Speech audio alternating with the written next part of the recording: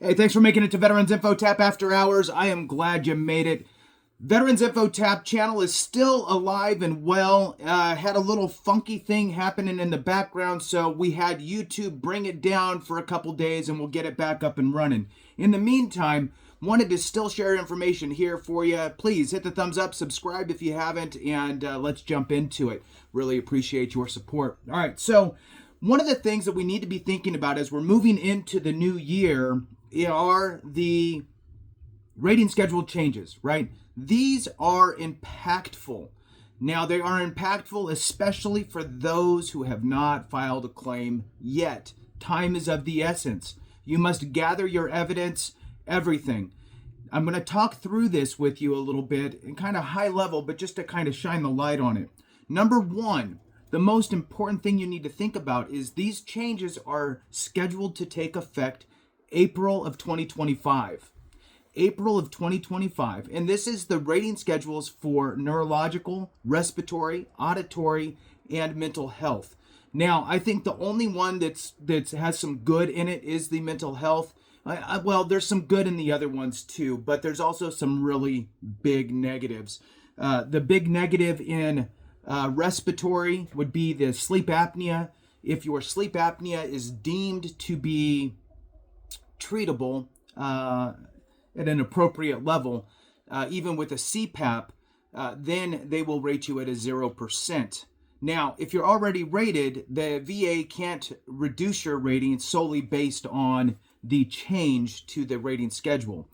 Now, with that being said, if you haven't filed a claim, you need to start gathering all of your information together as quickly as possible to get your claim filed. Why? Because if you are deemed service-connected directly or as a secondary condition for sleep apnea and you warrant a CPAP, you're looking at a 50% rating for that condition today based on the current schedules.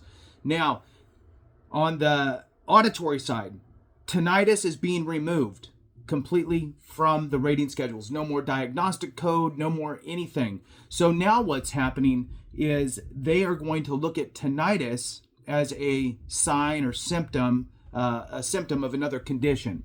The only little tiny workaround for a condition of tinnitus being rated would be if it is hearing loss at a zero compensable rate, so a 0% rating for hearing loss with tinnitus, then they would be giving you a 10% because of the tinnitus in there. Now, on the mental health side, there are lots of great things I think that are happening if you have the correct evidence. Now, I'm going to talk about this for a second.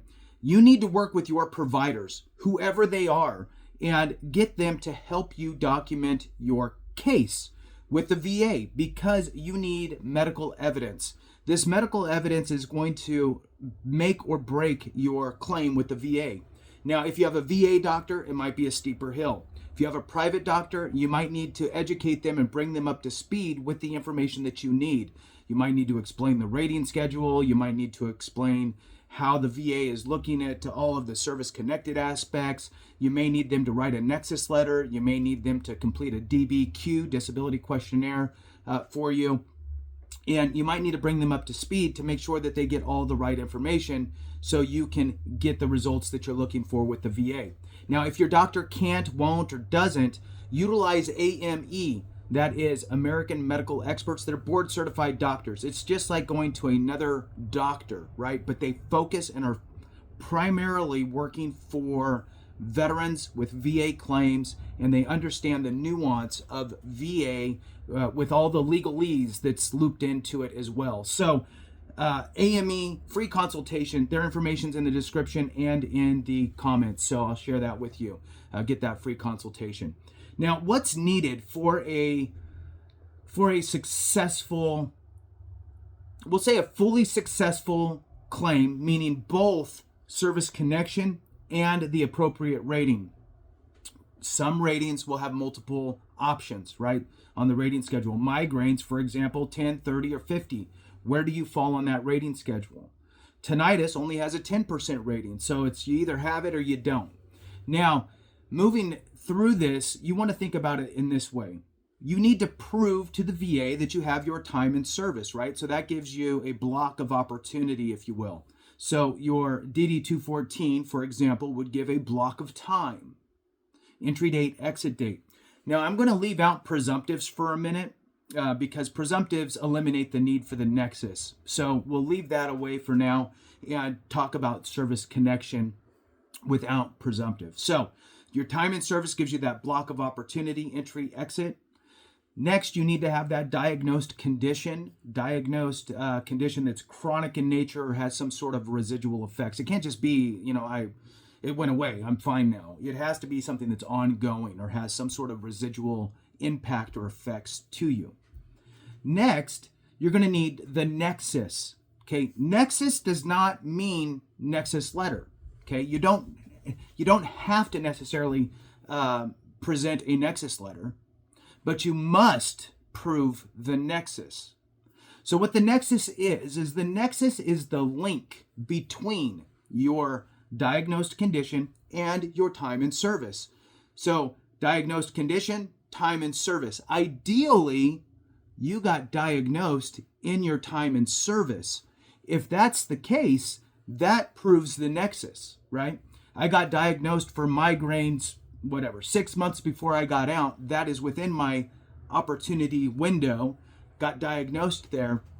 That in itself proves the nexus. It developed during your active duty time, clearly documented, and the dates are what set that nexus in place.